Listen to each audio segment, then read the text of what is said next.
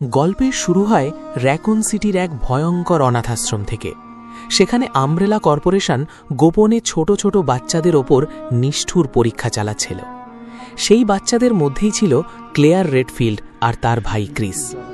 এক রাতে ক্লেয়ার ঘুম থেকে উঠে একটি ভয়ঙ্কর বিকৃত মেয়েকে দেখতে পায়।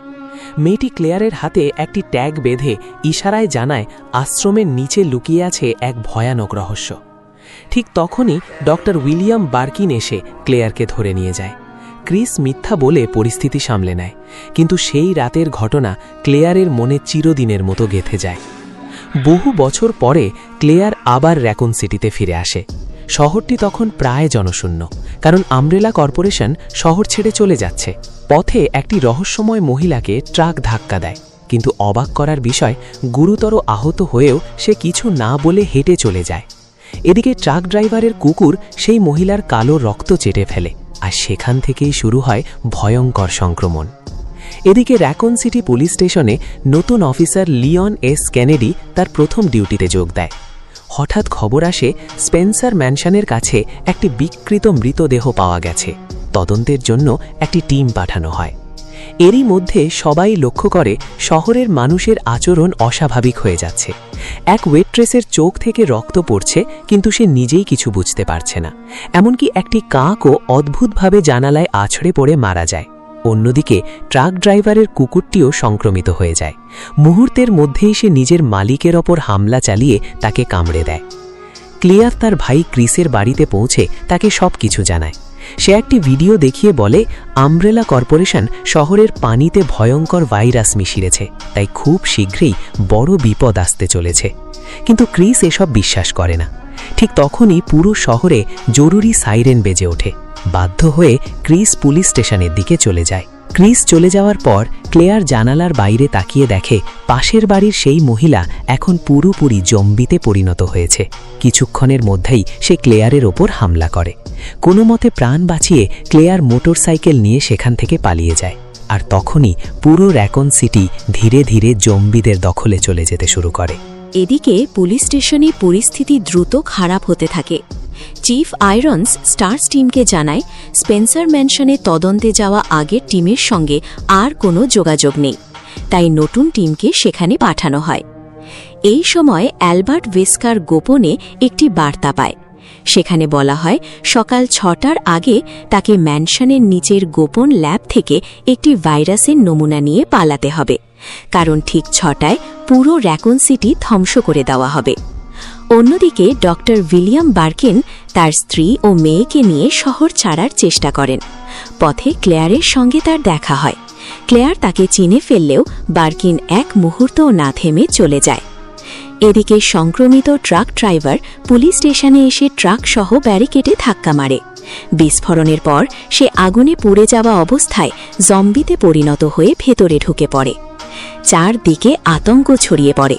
ঠিক তখনই পুলিশ বুঝতে পারে শহরে যা ঘটছে তা কোনো সাধারণ ঘটনা নয়। অন্যদিকে শহরের সব রাস্তা আমব্রেলা কর্পোরেশনের সশস্ত্র বাহিনী ঘিরে ফেলে। কেউ আর র্যাকুন সিটি থেকে বের হতে পারে না।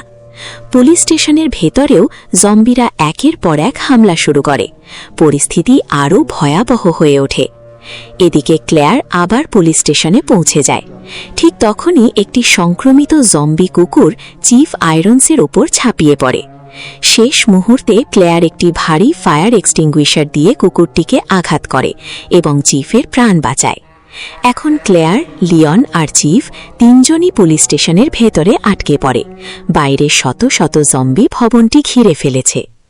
অন্যদিকে ক্রিস, জেল ভ্যালেন্টাইন, রিচার্ড এবং ওয়েস্কার স্পেন্সার ম্যানশনে পৌঁছে যায়। ম্যানশনের ভেতরটা ছিল একেবারে ভুতুড়ে। চারদিকে অন্ধকার, ধুলো আর মৃত্যুর নীরবতা। তারা নিখোঁজ টিমের সদস্যদের খুঁজতে আলাদা হয়ে যায়। হঠাৎ ক্রিস একটি ভয়ঙ্কর দৃশ্য দেখে। একজন সংক্রমিত মানুষ একটি মৃতদেহের মাংস খাচ্ছে। লোকটি তাদের দেখেই হামলা করতে এগিয়ে আসে। বাধ্য হয়ে ক্রিস গুলি চালায়। এরপর একের পর এক জম্বি ম্যানশনের ভেতরে ঢুকে পড়ে। পুরো জায়গা রক্তাক্ত যুদ্ধক্ষেত্রে পরিণত হয়।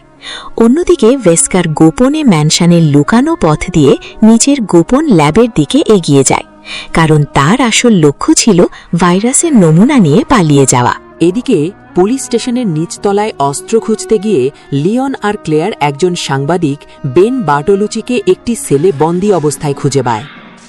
বেন জানায় আমব্রেলা কর্পোরেশন শহরের পানিতে টি ভাইরাস আর জি ভাইরাস ছড়িয়ে দিয়েছে। এই ভাইরাসই মানুষকে রক্তপিপাসু দানবে পরিণত করছে। লিওন তাকে মুক্ত করার চেষ্টা করতেই হঠাৎ সেলের ভেতরের আরেক বন্দী জম্বিতে পরিণত হয়ে বেনের ওপর ঝাঁপিয়ে পড়ে।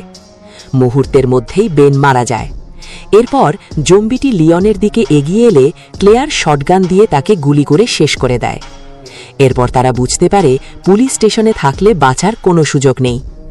চিফের বলা গোপন পথ ধরে তারা পুরনো অনাথ আশ্রমে পৌঁছে যায়। জায়গাটি দেখে ক্লেয়ারের ছোটবেলার সব স্মৃতি ফিরে আসে, কিন্তু এখন পুরো আশ্রমটি এক ভয়ঙ্কর মৃত্যুপুরীতে পরিণত হয়েছে। ঠিক তখনই তাদের সামনে আসে লিসা ট্রেভর। দেখতে ভয়ঙ্কর হলেও সে ক্লেয়ারের কোনো ক্ষতি করে না। হঠাৎ ছাদ ভেঙে বিশাল এক দানব লিকার নিচে নেমে আসে এবং সরাসরি লিওনের উপর হামলা চালায়। ঠিক সেই মুহূর্তে লিসা দানবটির সঙ্গে লড়াই শুরু করে। দীর্ঘ লড়াইয়ের পর সে লিকারকে মেরে ফেলে। বিদায় নেওয়ার আগে লিসা ক্লেয়ারের হাতে গোপন লিফটের চাবি তুলে দেয়। সেই লিফট দিয়েই ক্লেয়ার আর লিওন স্পেন্সার ম্যানশনের নিচের গোপন ল্যাবের দিকে রওনা হয়। ক্লেয়ার আর লিওন গোপন লিফট দিয়ে স্পেন্সার ম্যানশনের নিচের গোপন ল্যাবে পৌঁছে যায়। ল্যাবে ঢুকেই তারা ভয়ঙ্কর সব পরীক্ষার ভিডিও দেখতে পায়। সেখানে নিরীহ শিশুদের ওপর নিষ্ঠুর এক্সপেরিমেন্ট চালানো হচ্ছিল। কিছু দূর এগিয়ে তারা ডক্টর উইলিয়াম বার্কিনকে দেখতে পান। তিনি স্ত্রী অ্যানেট আর মেয়ে শেরিকে নিয়ে ভাইরাসের নমুনা নিয়ে পালানোর প্রস্তুতি নিচ্ছিলেন। ঠিক তখনই আলবার্ট ওয়েস্কার বন্দুক তাক করে সেখানে হাজির হয়। সে সব ভাইরাসের স্যাম্পল নিজের হাতে তুলে দিতে বলে। বার্কিন রাজি না হওয়ায় দুজনের মধ্যে গুলি চলতে শুরু করে। ওয়েস্কার বার্কিনকে গুলি করে আহত করে। অ্যানেট বাধা দিতে গেলে তাকেও গুলি করে হত্যা করে। ভয়ে শেরি ভাইরাসের স্যাম্পল নিয়ে একটি টেবিলের নিচে লুকিয়ে পড়ে। ঠিক সেই সময় জিল ভ্যালেন্টাইন এসে ওয়েস্কারের ওপর গুলি চালায়। মাটিতে পড়ে যাওয়ার আগে ওয়েস্কার জানিয়ে দেয় সকাল 6টার আগে শহর ছাড়তে না পারলে সবাই বিস্ফোরণে মারা যাবে। কিন্তু আসল বিপদ তখনও বাকি ছিল। মৃত্যুর মুখে দাঁড়িয়েও ডক্টর বার্কিন নিজের শরীরে জি ভাইরাস ইনজেক্ট করে দেন। মুহূর্তের মধ্যেই তার শরীর ভয়ঙ্করভাবে বদলে যেতে শুরু করে।